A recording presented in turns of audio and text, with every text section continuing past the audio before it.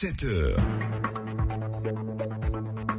Vous aurez exclusivement uniquement du sport à partir de 7h15 sur la radio numéro 1 sur l'Info Le Sport. On aura la chronique des sports, la Coupe UFOA des Nations féminines à Abidjan avec Konate Idriss et la mi-temps présentée par Boukari Tapsoba et Serge Dakouri. Mais avant, 10 minutes pour vous informer et c'est le journal grand format présenté par vous, Jérôme Kouakou. Bonjour. Bonjour, voici les titres. Violence à Blolequin, le gouvernement annonce des sanctions contre les auteurs. Une enquête est ouverte pour situer les responsabilités, mais le calme est revenu dans la ville. La corruption sévit aussi en milieu scolaire, des élèves qui glissent des pots de vin aux professeurs pour avoir de meilleures notes. C'est le sujet de notre dossier. Et puis à l'international, en Afrique du Sud, la sécheresse continue de secouer le cap. Le niveau des barrages baisse. S'il n'y a pas de pluie d'ici juin, les robinets seront asséchés. Voici pour l'essentiel. Et nous commençons le journal sur Radio Côte d'Ivoire. Les auteurs des violences de Blolequin seront recherchés et punis. Oui, c'est ce qu'annonce le ministre de l'Intérieur et de la Sécurité, Sidiki Diakité. Dans un communiqué, le ministre rassure que le calme est revenu à Blolequin, où les affrontements ont fait à titre de bilan provisoire 2 morts, un gendarme et un civil tués, 3 blessés et d'importants dégâts matériels. Une enquête est ouverte. Pour rappel, samedi dernier, lors d'un contrôle de routine à un barrage de sécurité à l'entrée de la ville de Blolequin, un conducteur de moto-taxi a reçu une balle et est décédé des suites de ses blessures. En représailles, une foule déchaînée s'est ruée sur les forces de sécurité en poste au barrage. Un gendarme a ainsi trouvé la mort. Cette foule a ensuite saccagé, incendié et pillé la brigade de gendarmerie, les résidences du préfet, du sous-préfet, ainsi que plusieurs édifices et résidences publiques et privées. Les forces de défense et de sécurité ont été immédiatement déployées sur les lieux. Une enquête a donc été ouverte pour déterminer les circonstances exactes de ces incidents. Et ensuite, les parlementaires ivoiriens outillés sur l'évaluation des politiques publiques. Oui, c'est une initiative du réseau des parlementaires africains pour l'évolution du développement en collaboration avec ONU Femmes qui entendent ainsi à travers cet atelier sensibiliser et former les parlementaires ivoiriens. Cet atelier vise donc à encourager ces parlementaires à œuvrer pour l'institutionnalisation de l'évaluation. Mbassou Ouattara Abbas est le président de l'APNOD Côte d'Ivoire. ONU Femmes est partenaire privilégié de APNOD et ONU Femmes travaillant sur le segment. Il était de bonne loi que cette tribune-là soit offerte à ces partenaires qui nous accompagnent pour que les députés soient sensibilisés à l'évaluation des politiques sensibles au genre. C'est-à-dire que toute politique publique vise à l'épanouissement des populations. Mais quand on dit la population, c'est tout le monde. Mais spécifiquement, les couches sociales ont des difficultés qui ne sont pas les mêmes. Concernant les femmes en général, elles souffrent donc d'une exclusion dans la prise de décision. Elles travaillent beaucoup dans l'informel, elles ne sont pas assez soutenues. Et donc, sensibiliser les députés dans la prise de décision qui améliore la condition des femmes.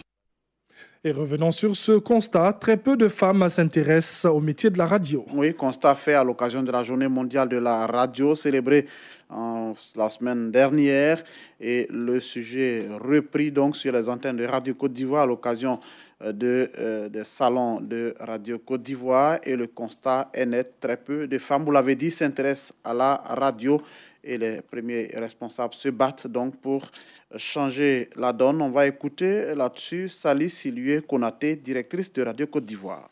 Parce que nous sommes des femmes à la tête de ces 2 radios que nous arrivons à planer certaines difficultés. La femme a un autre sens par rapport à l'homme. Et ce sens-là nous permet de savoir gérer certaines situations qui auraient été peut-être difficilement gérées par un homme. Et ce sens, si c'est un sens maternel ou quoi, mais il y a quelque chose que la femme arrive à percevoir et à gérer, mais je pense que c'est le métier, je veux dire, c'est le poste même qui impose les difficultés. Moi, je ne vois pas les relations de travail comme des relations de guerre, non. On n'est pas en train de s'affronter, mais nous sommes en train de unir nos intelligences et nos forces pour atteindre des objectifs fixés au préalable par le directeur général. Donc, c'est une équipe, et c'est ça, à la radio, et c'est ce que je m'efforce d'inculquer à mes collaborateurs. Et nous prenons la direction de Mans, où la cohésion sociale au cœur d'un atelier dans la ville. Oui, l'atelier a duré 3 jours et il est organisé par l'ONG Verbatim dans la ville de Mans. Il s'est agi pour les responsables de cette organisation et les participants issus de toutes les couches socio-professionnelles de la région du Tonkin de plancher sur les mots qui mettent à mal l'unité dans l'ouest du pays. Les participants au terme de cet atelier se sont réjouis de cette initiative de l'ONG Verbatim Réaction. Madame B. Nevaï Valérie Yéné-David, directrice du Centre d'excellence des femmes de Mont. Il faut dire que cette initiative elle est salutaire parce qu'aujourd'hui on parle d'une Côte d'Ivoire émergente à l'horizon 2020 et cette émergence-là ne saurait se faire sans l'implication des jeunes. Et on encourage vraiment l'initiative de Verbatim qui a pensé comme ça à faire en sorte de mettre vraiment des mécanismes afin d'avoir une cohésion sociale durable, de prévenir les conflits identitaires. Président de la jeunesse communale de Mont. Pour moi, en tant que leader de jeunesse, je peux dire que ce programme est la bienvenue à l'endroit des jeunes que nous sommes. Nous constatons que pendant le conflit, les premiers responsables et les premières victimes, ce sont des jeunes. Et parlons réjouissance, c'est bientôt Paquinou et la région du Bélier s'y prépare. Oui, c'est une tradition désormais puisque nous sommes à la 5e édition de Paquinou du Bélier avec pour thème cette année Alliance séculaire Agni Baoulé. Quelle leçon pour la consolidation de la paix en Côte d'Ivoire avec pour inviter les régions du Sud Komoué, de l'Indéné Duablin et du Moronou. Paquinou du Bélier 2018 se tiendra du 29 au 31 mars 2018 à la place Jean-Paul II de Yamoussoukro. Le parrain de ce lancement n'est autre que l'inspecteur général d'État Awa Ndoli Théophile. Mais Paquinou le Bélier est initié par Jeannot Kouadiou Aoussou. Paquinou, au départ, c'était circonscrit à la région d'origine, celle du Bélier, est devenu au fil des années un événement à dimension nationale, notamment avec les invitations adressées chaque année aux filles et aux fils des autres régions de notre pays afin de renforcer les liens de fraternité et de solidarité entre les enfants d'une même patrie, la Côte d'Ivoire. Pour cette année, le Premier ministre Aoussou, le Conseil régional, le comité d'organisation ont décidé de tendre la main à leurs sœurs et frères issus du peuple Agni, notamment les régions du Sud Komoué, de l'Indéni, du Duablin et du Moronou. Le dossier du jour. Et ce dossier nous parle de la corruption qui sévit en milieu scolaire. Oui, la corruption sévit aussi en milieu scolaire, ce qui ne permet pas de garantir aux enfants une scolarité décente. À Bouaké, par exemple, le phénomène a pris de l'ampleur à telle enseigne que les résultats de fin d'année ne sont pas tout à fait satisfaisants. Patrick Nguessan-Mboua a fait une incursion dans l'univers des établissements scolaires de la capitale de Béké. Suivons ensemble son dossier.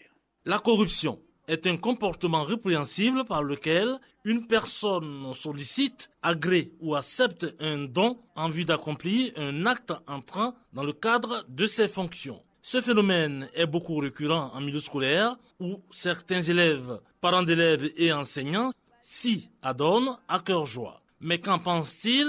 Koulibaly Souleymane, chef d'établissement à Bouaké, déplore cette attitude. La corruption en milieu scolaire a plusieurs facettes, plusieurs formes. D'abord, pendant l'année scolaire, certains enfants, certains élèves essaient d'approcher certains enseignants pour leur remettre de l'argent afin d'avoir de bonnes notes. Donc ça, c'est un commerce qui existe effectivement dans le milieu scolaire. Deuxième chose, c'est pendant les examens, au baccalauréat ou au BEPC, puisqu'il y a les oraux, et les enfants également s'apprêtent, mais avec la bénédiction de certains interrogateurs, ce sont des pratiques qui ont effectivement cours dans le milieu scolaire. Quant à Adengra Jean-Marc, élève en classe de première dans un lycée de Bouaké, il soutient que la corruption est un obstacle à la réussite scolaire. Si nous utilisons la corruption pour avancer, il y aura des obstacles dans l'avenir. Parce que la corruption est un facteur qui détruit la réussite scolaire. Pour Sanogo Alexandre, professeur de français dans un lycée de la place, la corruption rend les élèves paresseux. À mon avis, la corruption, vraiment, c'est dégradant pour le système scolaire ivoirien parce que les enfants ne se fatiguent plus pour étudier. Sur la question, les avis divergent. C'est le cas de Aka Martial et de Boti, tous deux élèves en classe de terminale. Selon moi, la corruption est une bonne chose parce que quand tu ne bosses pas, tu peux rentrer dans la corruption pour avoir des bonnes notes. Si tu n'as pas de bonnes moyennes, tu peux voir un prof, lui donner un peu d'argent pour qu'il augmente ta moyenne Pour moi, la corruption en milieu scolaire, c'est pas une bonne chose. On a remarqué que souvent, lorsque nous allons comme cela à l'examen, il y a certains élèves qui s'apprêtent par conséquent, puisqu'ils ne sont pas assez forts. Donc ils se disent que moi, je vais à l'examen avec l'aide des surveillants. La corruption en milieu scolaire constitue un frein à l'accès à une formation de qualité et impacte négativement l'éclosion d'une génération prête à relever les défis futurs. Patrick Nguessin-Mbois, Radio Boaké pour Radio Côte d'Ivoire. Radio Côte d'Ivoire, Boaké, 102.6 FM. Et quittons la Côte d'Ivoire pour l'international. En Afrique du Sud, la sécheresse au Cap pourrait se transformer en une catastrophe. Oui, puisque la ville touristique la plus populaire d'Afrique du Sud lutte toujours contre la sécheresse. La ville du Cap est à court d'eau. La sécheresse qui sévit dans la province du Cap occidental dure depuis 3 ans maintenant. La plupart des barrages dans la région ont une capacité d'environ 20%. Si les niveaux de barrage continuent de baisser, les robinets de la ville seront asséchés d'ici juin prochain. Point final de ce 7h. Retenez pour l'essentiel que les violences à Blolequin, le gouvernement annonce des sanctions contre les auteurs. Une enquête est ouverte pour situer les responsabilités, mais on apprend aussi que le calme est revenu dans la ville. Merci beaucoup à Jérôme Kouakou pour le journal sur Radio Côte d'Ivoire. Merci à vous de nous suivre dans cette seconde session des formations. À présent, le sport et rien que le sport. Nous allons démarrer avec la chronique des sports présentée par Konaté Idriss et parler de la Coupe UFOA féminine des Nations au menu aujourd'hui. Débutée mercredi à Abidjan, la compétition se poursuit jusqu'au 24 février. Le charme d'un rendez-vous au cœur de la réflexion de Konaté Idriss. La chronique du jour. Mesdames, Messieurs, bonjour. Les femmes à l'honneur sur le rectangle vert. Les équipes nationales féminines de 8 pays de la sous-région sont réunies à Abidjan à la faveur d'une mini-coupe d'Afrique des Nations appelée Coupe UFOA des Nations. Réparties en 2 groupes de 4, Côte d'Ivoire, Ghana, Burkina Faso, Niger d'un côté, puis Nigeria, Togo, Sénégal et Mali de l'autre, les équipes participantes se sont lancées ardemment dans la bataille dès l'ouverture des Jeux. Au moment où la première phase s'achève, il est agréable de faire le constat que le football n'a plus de secret pour les dames, puisque toujours réduites au simple statut d'observatrices, d'accompagnatrices, elles font montre aujourd'hui de plus en plus de dynamisme au point où il est difficile d'établir le distinguo entre elles et les hommes. De la tenue sur le terrain à la conduite du jeu, que de prouesses.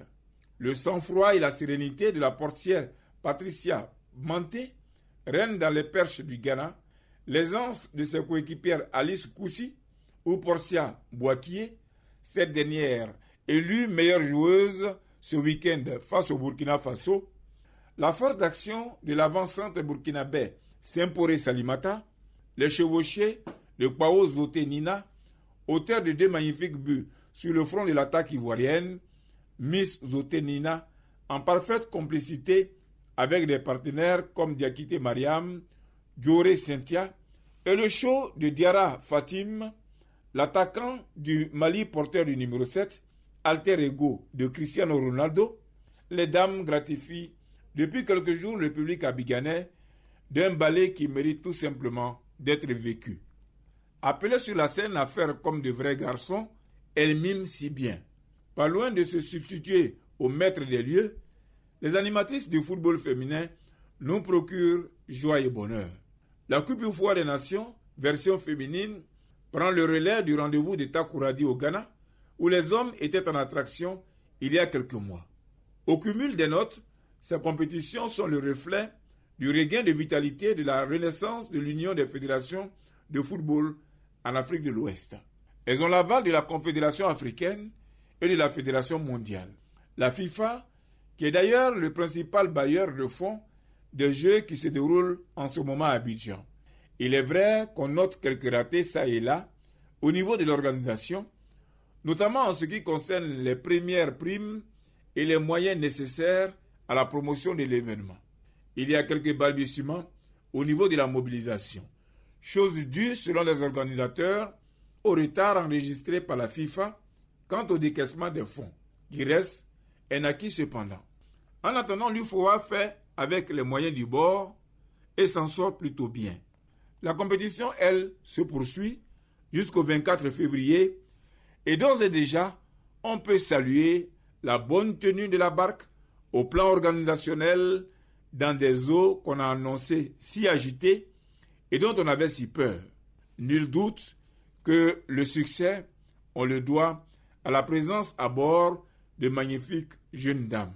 La jeune féminine, synonyme de perfection, qu'on a plaisir à retrouver ici, dans chaque compartiment. Athlètes, entraîneurs, staff médical, quatuor arbitral, commissaire au match et même parfois ramasseurs de balles, le tout au féminin. Pour ceux qui hésiteraient encore, il faut assurément se défaire des clichés. Le spectacle y est et c'est si merveilleux. Juste un avis, Konaté Idriss, à lundi prochain.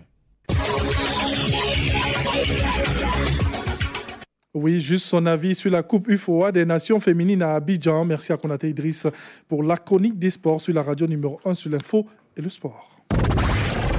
Radio Côte d'Ivoire, des grands moments à chaque instant. Avec Star Times, regardez les chaînes que vous adorez. Retrouvez sans plus tarder Nina TV, Passion TV et Savannah TV, mais également Novella F1, Aforevo et Action. Suivez toute l'actualité avec Afrique Média, Business 24 et LCI. Redécouvrez Nat Geo White, Voyage, toute l'histoire et Science et Vie. Divertissez-vous au quotidien en regardant NT1 et TMC. Offrez le meilleur à vos enfants avec Manga, Cartoon Network, Boomerang et TJ. Star Times, profitez de la vie numérique. Ne bougez pas, on revient juste après la pub.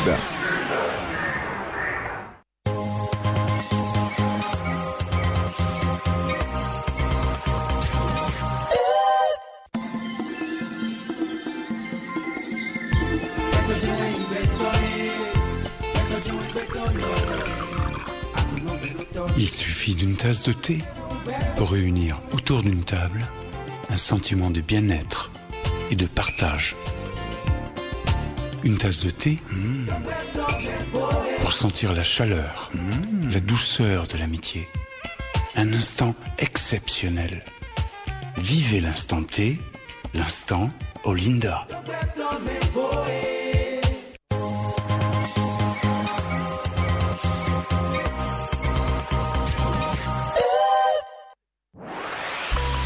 Citez la pub sur Radio Côte d'Ivoire.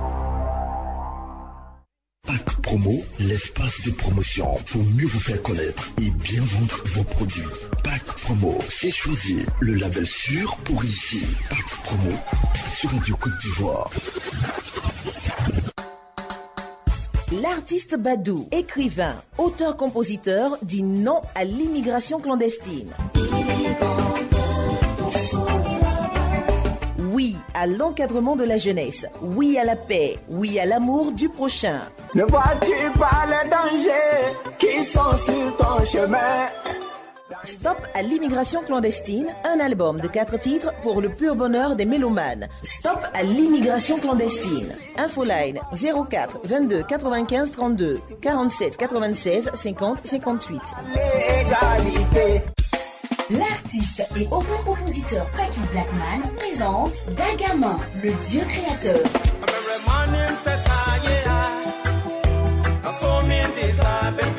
Dagaman, son album de 7 titres dont un dub chanté en français et bron. À travers les genres musicaux reggae style, new root, il met à nu les problèmes qui freinent le développement de l'Afrique et les sujets de la société africaine, la pauvreté, l'ingratitude et les préjugés.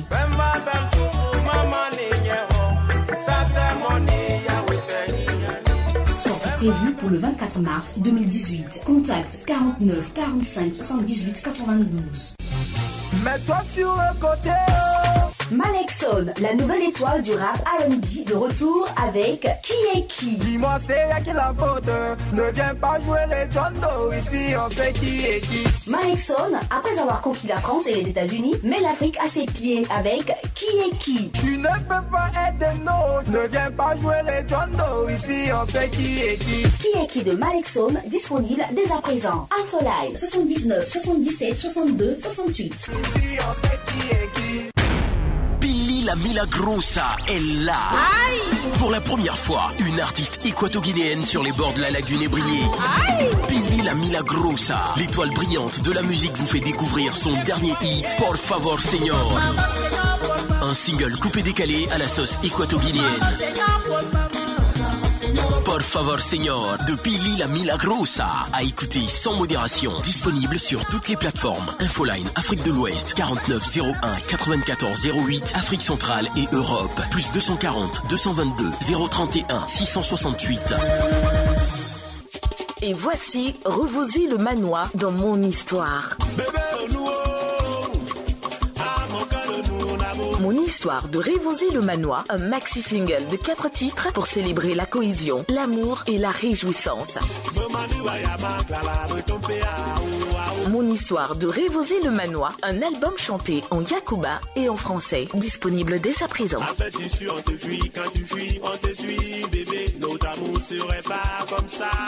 Infoline 57 25 60 00 01 56 01 56 37 16. Mon Histoire.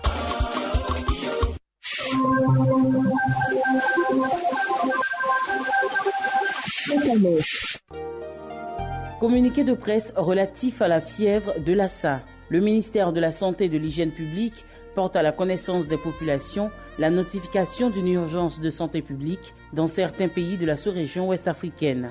Il s'agit de la fièvre Lassa qui sévit actuellement au Nigeria, au Bénin et près de nous en Guinée. À ce jour, la Côte d'Ivoire n'a enregistré aucun cas. Toutefois, la situation épidémiologique des pays affectés et leur proximité avec notre pays exige une communication publique sur les risques liés à la circulation du virus responsable de cette maladie. La fièvre Lassa est une fièvre hémorragique virale comme la fièvre jaune, la maladie à virus Ebola, la dengue, etc. À déclaration obligatoire due au virus de Lassa qui tient son nom de la ville de Lassa dans l'état de Borno au Nigeria. Elle est transmise à l'homme par contact avec les aliments ou des articles ménagers contaminés par les urines, les excréments d'une souris, Mastomie natalensis, communément appelée rat à mamelles multiples. Le virus peut également se transmettre d'homme à homme par contact direct avec le sang, les urines, les excréments ou autres sécrétions organiques d'une personne contaminée. Cette maladie est responsable d'épidémies, surtout dans la région ouest-africaine. Au regard de la situation qui prévaut dans les pays affectés et le flux de mouvement des populations entre les pays de la sous-région, la Côte d'Ivoire n'est pas à l'abri d'un risque de propagation de la maladie. C'est pourquoi le ministère de la Santé et de l'Hygiène publique recommande aux populations le respect des mesures suivantes. Laver à l'eau propre et au savon tous les ustensiles de cuisine et les conserver à l'abri des rongeurs. Éloigner des habitations les ordures ménagères et déchets de toute nature. Éviter toute manipulation ou consommation de rongeurs. Éviter tout contact avec les urines et les excréments des rongeurs. Éviter de manipuler sans protection les sécrétions organiques, sang, urine, de tout malade présentant une fièvre avec ou sans saignement. Lutter contre la présence des rongeurs dans les lieux d'habitation et tout lieu recevant du public, hôtels, restaurants, maquis. En définitive, la prévention de la fièvre de Lassa passe par la promotion d'une bonne hygiène du milieu. Afin de garantir une surveillance efficace de cette maladie en Côte d'Ivoire, le ministère de la Santé et de l'Hygiène publique demande à toute personne de se rendre immédiatement dans le centre de santé le plus proche en cas d'apparition des signes suivants: forte fièvre, suivie de malaise généralisé, de faiblesse et de douleurs musculaires.